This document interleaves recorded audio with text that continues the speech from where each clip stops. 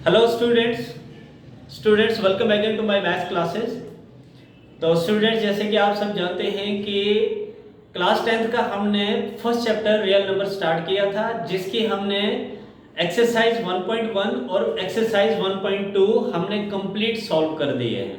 Hope करता हूं कि आपने देखे होंगे और आपको अच्छे से समझ भी आए होंगे। तो आज जो हम स्टार्ट करने जा रहे हैं वो है एक्सरसाइज 1.3। ठीक है, ये class 10th chapter real number ही अभी चल रहा है और आज हम करेंगे एक्सरसाइज 1.3। 1.1 और 1.2 हमने कंप्लीट सॉल्व कर दी है। तो एक्सरसाइज 1.3 में क्वेश्चन नंबर 1 है, prove that root 5 is irrational. हमने ये प्रूव करना है कि जो रूट 5 है ये एक इरेशनल नंबर है। तो स्टूडेंट्स, मैं आपको बता दूं कि ये जो रूट 5 है ना, ये होता ही इरेशनल है, लेकिन इन्होंने कहा कि प्रूव करो कि ये एक इरेशनल है। हमने प्रूव करना है कि इरेशनल है। ठीक है, तो रैशनल या इरेशनल नंबर को समझने के लिए मैं पहले वीडियो बना चुका हूं, आप वहां से देख लीजिएगा नंबर सिस्टम, जो कि बिल्कुल एक डिटेल से मैंने डिस्कस किया है। लेकिन आज मैं थोड़ा सा आपको बताऊंगा कि रैशनल नंबर होता क्या है एक्चुअली। तो रैशनल नंबर क्या होता है, हम सब कहते हैं कि रैशनल नंबर वो नंबर होता है जो न्यूमरेटर अपॉन डिनोमिनेटर के फॉर्म में हो, और जिसको हम ऐसे लिखते हैं कि वो नंबर जो p बाई क्यू की फॉर्म में हो, और क्यू जो है वो कभी जीरो नहीं होगा, है ना, ऐसे ही बोलते हैं ना। लेकिन आप एक चीज यहां पर याद रखेंगे कि जो रैशनल नंबर होता है ना, जो भी कोई रैशनल नंबर होगा वो रैशनल नंबर कैसे होगा कि जो p और q न्यूमरेटर या डिनोमिनेटर, ये न्यूमरेटर है ये डिनोमिनेटर है, जिसको हमने p बाई क्यू की फॉर्म में लिया हुआ है, ये इंटीजर्स हैं। क्या है ये इंटीजर्स होते हैं, लेकिन इनकी कंडीशन ये है कि ये जो p और q है ना, इनका कोई भी फैक्टर ना हो, बल्कि इन दोनों का जो कॉमन फैक्टर होगा वो 1 होना चाहिए। ठीक है, क्या होना चाहिए? अब मैं एग्जांपल से इस चीज को क्लियर करूंगा। सपोज मैं लिख रहा हूं 6/8, सपोज 6/8 लिखा मैंने। अब आप पूछोगे कि 6/8 जो है ये रैशनल नंबर कैसे हो सकता है, जबकि आपने कहा कि दोनों का कॉमन फैक्टर 1 होना चाहिए। यहां पर तो कॉमन फैक्टर 2 है दोनों का, है कि नहीं है ना। तो देखिए, ये भी 2 से डिवाइड हो रहा है, ये भी 2 से डिवाइड हो रहा है। तो p एंड q जो है उसकी ये कंडीशन होनी चाहिए कि इन दोनों का जो कॉमन फैक्टर होना चाहिए ना, वो क्या होना चाहिए? 1 होना चाहिए। अगर मैं इसको सिंपल फॉर्म में कन्वर्ट करूं तो कैसे होगा? 3 2 6, 4 2 8, 3/4। अब अगर मैं 3 को देखूंगा तो 3 के फैक्टर्स क्या बनेंगे? 3 और 1, और 4 के फैक्टर्स क्या बनेंगे? 2 मल्टीप्लाई बाई 2, है ना, और मल्टीप्लाई बाई मान के चलते 1। अब यहां देखो, यहां कोई कॉमन फैक्टर है, 3 है इधर, लेकिन यहां नहीं है, 2 है लेकिन ऊपर नहीं है, लेकिन जो दोनों में कॉमन फैक्टर वो क्या है? 1।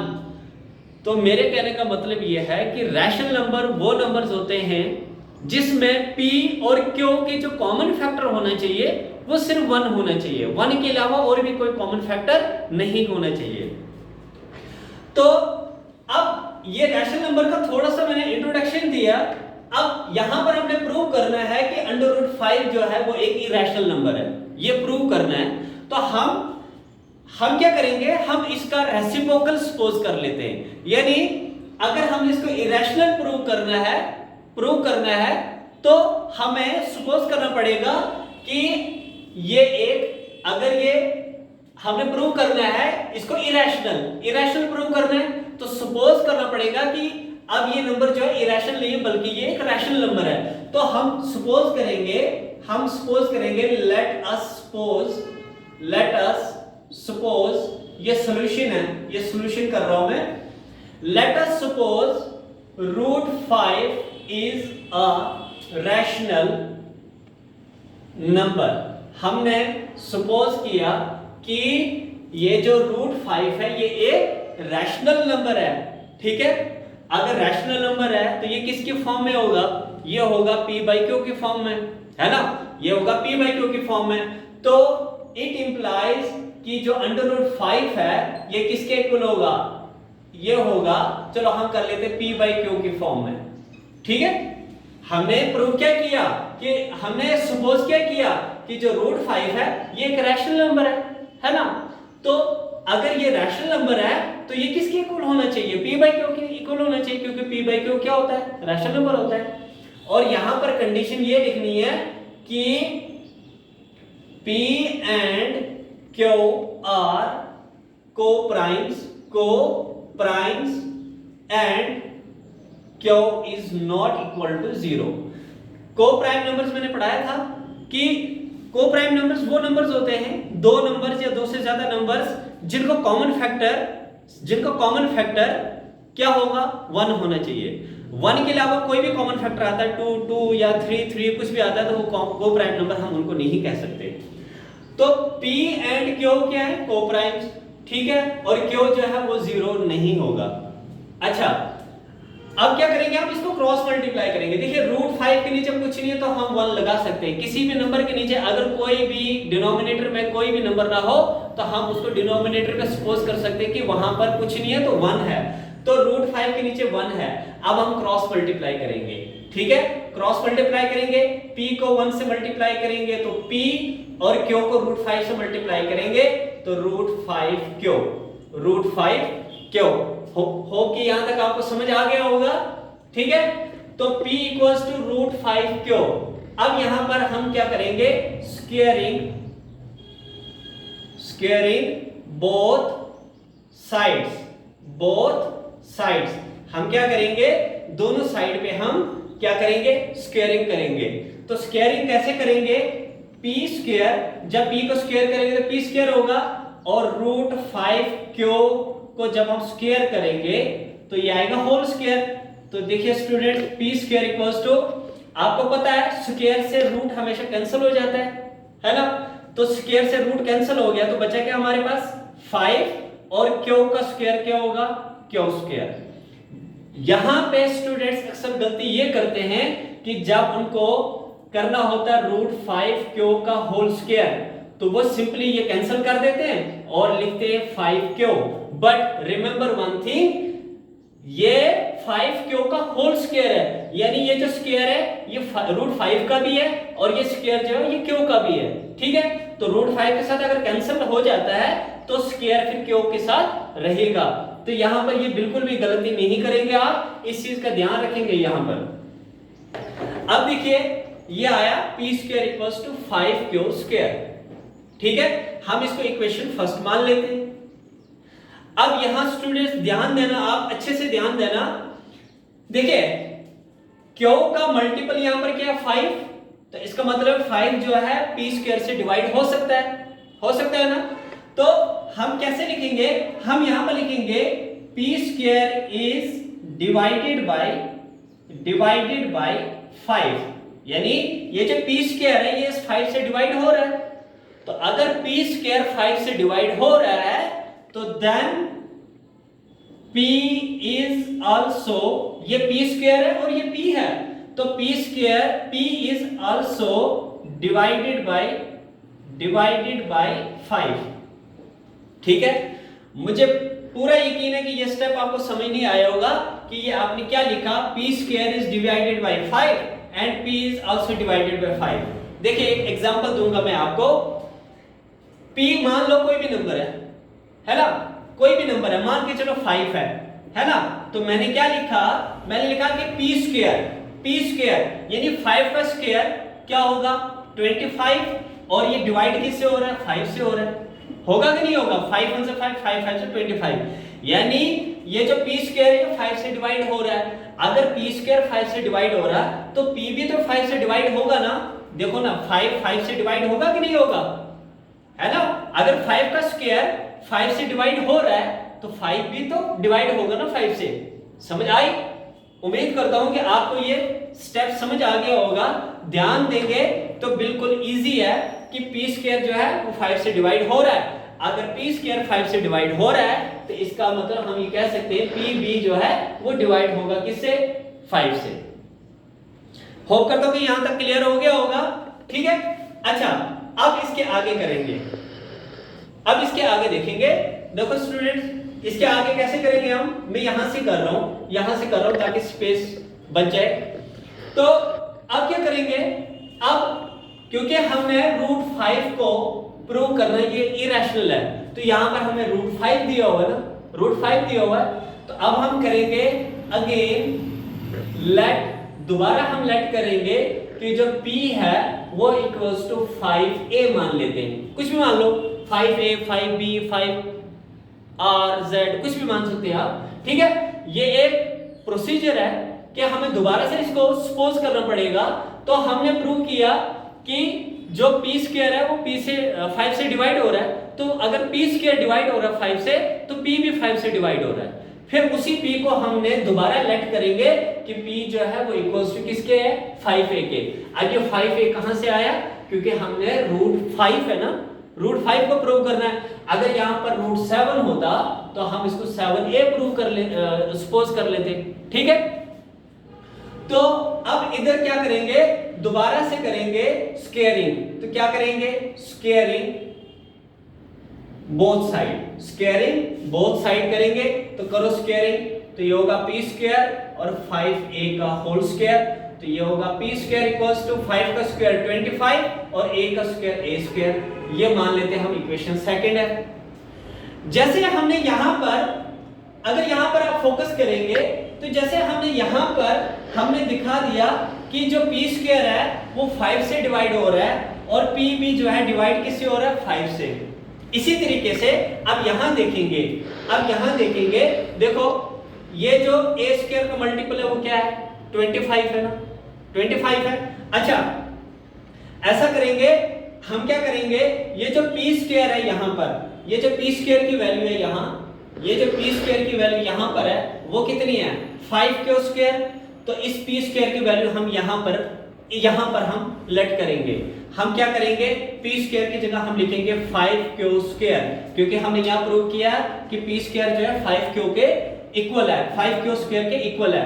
तो p स्क्वायर की जगह 5q square equals to 25a square. यहां पर आप लिखेंगे यूजिंग इक्वेशन फर्स्ट, मैं यहां पर इक्वेशन फर्स्ट को यूज कर रहा हूं। ठीक है, अब देखिए स्टूडेंट्स, a का मल्टीपल क्या है, 25। तो 25 जो है ये दोबारा 5 से डिवाइड हो सकता है, कैसे होगा, q square equals to 25 a square divided by 5, 5 1 5 5 5 25, q square equals to 5a square. और इसको मान लेते हैं हम, सॉरी इसको हम इक्वेशन सेकंड नहीं मानेंगे, इसको मान लेते हैं इक्वेशन सेकंड, इसको रहने दीजिए आप। ठीक है, अब देखिए इसको इक्वेशन सेकंड मान लेते हैं। अब इक्वेशन फर्स्ट में देखो, ये थी इक्वेशन फर्स्ट, इक्वेशन फर्स्ट में हमने ये प्रूव किया कि जो p स्क्वायर है वो 5 से डिवाइड हो रहा है, और यहां पर हमने प्रूव किया कि q स्क्वायर जो वो भी 5 से डिवाइड हो रहा है ना। लेकिन रैशनल नंबर क्या कहता है, रैशनल नंबर कहता है कि जो p है और q है वो एक ही नंबर से डिवाइड नहीं होने चाहिए। मेरी बात ध्यान से सुनिएगा, मैं क्या कह रहा हूं। रैशनल नंबर ये कहता है कि p और q ये सेम नंबर से डिवाइड नहीं होने चाहिए। ठीक है, लेकिन यहां पर मसला ये बन गया कि ये जो p है यहां पर p स्क्वायर जो है ये 5 से डिवाइड हो रहा है और यहां पर q जो है ये भी 5 से डिवाइड हो रहा है। तो यहां पर कुछ जो है ना, समथिंग इज रॉन्ग हियर, क्योंकि यहां पर कॉमन फैक्टर अगर देखा जाए p और q का कॉमन फैक्टर क्या आ रहा है, 5 आ रहा है, क्योंकि दोनों 5 से डिवाइड हो रहे हैं, है ना। लेकिन p और q रैशनल नंबर में कभी भी एक ही नंबर से डिवाइड नहीं होते। तो हम यहां पर लिखेंगे, क्या लिखेंगे कि here equation first and equation second both are divided by, दोनों जो है वो डिवाइडेड बाय किससे हो रहे हैं, 5 से हो रहे हैं। इक्वेशन फर्स्ट में p 5 से डिवाइड हो रहा है, इक्वेशन सेकंड में q 5 से डिवाइड हो रहा है ना। तो दोनों नंबर 5 से डिवाइड हो रहे हैं, तो दोनों नंबर अगर 5 से डिवाइड हो रहे हैं, है ना, तो हम कैसे कह सकते हैं कि ये जो √5 है ये रैशनल नंबर है, नहीं कह सकते। रीजन ये है रैशनल नंबर में आप देखो, रैशनल नंबर में हमेशा हम p बाई क्यू क्यों लिखते हैं? रैशनल नंबर में p बाई क्यू क्यों लिखते हैं? हम इसको p बाई p भी तो लिख सकते थे। क्या लिख सकते थे? p बाई p या q by q, a by a, b by b। Same हम लेते ना, सेम लेते ना हम डिजिट्स, फिर हम इसको डिफरेंट क्यों ले रहे हैं? इसको डिफरेंट लेने का यही मतलब है कि p और q इनका कोई भी कॉमन फैक्टर नहीं होगा, सिर्फ 1 के। तो यहां पर कॉमन फैक्टर क्या आ रहा है? 5 आ रहा है ना दोनों का, ठीक है। तो इसीलिए 5 जो है, अगर रैशनल नंबर होता तो फिर 5 कॉमन फैक्टर नहीं होता, तो 5 कॉमन फैक्टर आ गए, इसलिए हम कह सकते हैं कि ये रैशनल नंबर नहीं बल्कि ये इरेशनल ही है। तो हम यहां लिख सकते हैं, here equation first and second both are divided by 5 which is against our supposition। जो हमने सपोज किया था ना, जो हमने सपोज किया था कि √5 जो है, सपोज किया था कि √5 जो रैशनल नंबर है। अगर रैशनल नंबर है तो p बाई क्यू के फॉर्म में, और p बाई क्यू की जो कंडीशन है वो ये है कि इनका कोई भी कॉमन फैक्टर नहीं होना चाहिए, सिर्फ 1 के। लेकिन हमने प्रूव किया तो प्रूव में पता चला कि इनका कॉमन फैक्टर 1 नहीं आ रहा बल्कि 5 आ रहा है। तो इसलिए ये जो चीज है ये हमारी सुपोजिशन के अगेंस्ट चली गई। तो देयरफॉर हम ये कह सकते हैं फ्रॉम द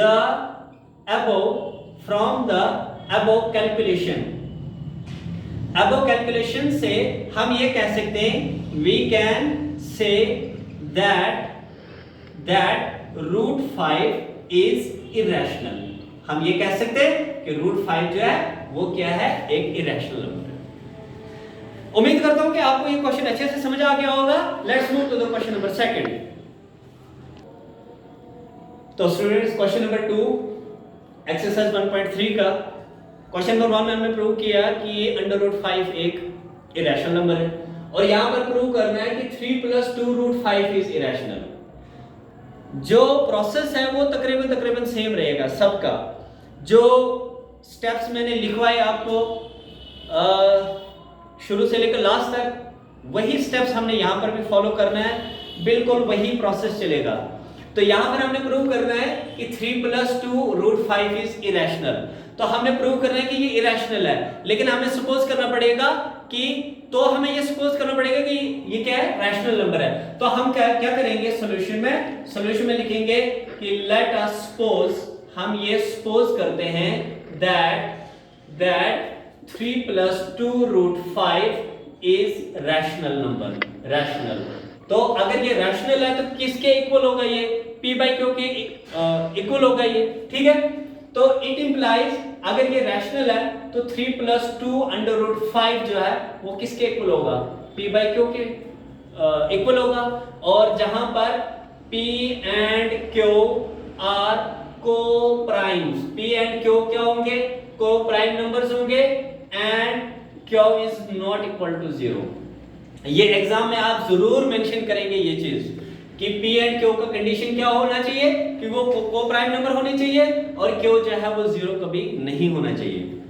अब देखिए हम क्या करेंगे, हम ये जो 2√5 है ना, इसको हम लेफ्ट हैंड साइड रखेंगे, और ये जो 3 है इसको हम कहां ले जाएंगे?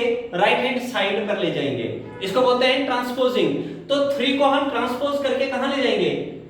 आगे राइट हैंड साइड में। तो कैसे ले जाएंगे? p बाई क्यू, और देखिए यहां पर कोई साइन नहीं है तो इट मींस प्लस है, यहां पर कोई साइन नहीं है तो मींस प्लस। अब लेफ्ट हैंड है ना, इधर इक्वल टू के इधर लेफ्ट हैंड साइड होती है, जब हम लेफ्ट हैंड साइड से उठाकर राइट हैंड साइड में ले जाएंगे तो प्लस जो है वो चेंज हो जाएगा माइनस में, ठीक है। अब देखिए स्टूडेंट्स, यहां पर p बाई क्यू क्या है? रैशनल नंबर है। अगर 3 को देखेंगे तो 3 के नीचे कुछ नहीं है तो 1 है, तो ये भी एक रैशनल नंबर है। तो आपको पता होगा, आपने क्लास 8th में पढ़ा है कि जब हम रैशनल नंबर को ऐड करते हैं तो जो रिजल्टिंग नंबर होगा वो भी रैशनल होगा। फिर हमने पढ़ा कि रैशनल नंबर में जब रैशनल नंबर को सब्ट्रैक्ट करेंगे तो जो रिजल्टिंग नंबर होगा वो भी रैशनल नंबर होगा। रैशनल नंबर को रैशनल नंबर से जब डिवाइड करोगे तो रिजल्टिंग नंबर भी रैशनल नंबर ही होगा। इसी तरीके से रैशनल नंबर को रैशनल नंबर से मल्टीप्लाई करोगे तो आंसर भी हमारा रैशनल नंबर ही होगा ना। तो अब देखिए, अगर p बाई क्यू जो है रैशनल नंबर है और 3 भी रैशनल नंबर है, जब इनको हम माइनस करेंगे तो आंसर कुछ भी होगा वो भी तो रैशनल ही होगा ना, क्योंकि रैशनल नंबर से रैशनल नंबर को सब्ट्रैक्ट करोगे तो आंसर रैशनल नंबर ही आता है कि नहीं आता है। तो ये चीज आप ध्यान से देखेंगे, p बाई क्यू क्या है, हमारा रैशनल नंबर है और 3 भी क्या है, रैशनल नंबर है। तो रैशनल नंबर से रैशनल नंबर को माइनस करेंगे तो आंसर भी रैशनल नंबर ही होगा। ठीक है, इतनी सी बात याद रखना आप। अब देखिए, हम √5 को सेपरेट कर लेते हैं यहां पर, तो यहां क्या होगा, p by q minus 3 divide, ये डिवाइड में चले जाएगा 2। अब ये सारा नंबर जो है ये रैशनल नंबर है और 2 भी रैशनल नंबर है, तो अगर रैशनल नंबर को रैशनल नंबर से डिवाइड करोगे तो आंसर क्या होगा, रैशनल नंबर ही होगा। इट मींस हम ये कह सकते हैं कि ये जो पूरा का पूरा जो नंबर है, ये वाला, ये पूरा जो नंबर है ये रैशनल नंबर है ना। लेकिन √5 हमने पीछे क्वेश्चन नंबर 1 में प्रूव किया कि √5 जो है वो इरेशनल नंबर है। तो क्या ये सेंस बनती है कि एक इरेशनल नंबर रैशनल नंबर के इक्वल होगा? ध्यान देना मैं क्या बोल रहा हूं कि ये कभी भी कोई सेंस नहीं बनती कि एक इरेशनल नंबर रैशनल नंबर के इक्वल होगा।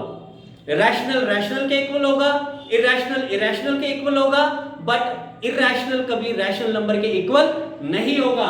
अब देखो यहां पर ये इरेशनल नंबर है, ये पूरा का पूरा रैशनल नंबर है, बीच में साइन इक्वल टू का है, तो क्या ये स्टेटमेंट सेटिस्फाई करती है? नहीं करती, क्योंकि irrational number can never be equal to rational number. तो हम ये कह सकते हैं कि here √5 is irrational number। √5 क्या है? ये एक irrational नंबर है, जबकि हमारा p by q minus 3 divided by 2 जो है ये क्या है? ये एक रैशनल नंबर है ना, ये एक रैशनल नंबर है ना। तो यहां पर कंक्लूड करेंगे इसको कि आप लिखोगे कि irrational number can not be equal to rational number। जो irrational नंबर होगा ना वो रैशनल नंबर के इक्वल नहीं हो सकता। तो देयरफॉर ये जो है ये चीज हम ये लिख सकते हैं कि √5 जो है cannot be equal to p by q minus 3 divided by 2। ये इक्वल हो ही नहीं सकते, क्योंकि रैशनल और इरेशनल कभी इक्वल हो ही नहीं सकता। तो देयरफॉर आवर सुपोजिशन इज रॉन्ग। जो हमने सपोज किया था कि क्या सपोज किया था कि 3 + 2 √5 जो है एक रैशनल नंबर है, ये जो हमने सपोज किया था ये हमारा सपोज करना बिल्कुल रॉन्ग साबित हो गया, गलत साबित हो गया। तो therefore we can say that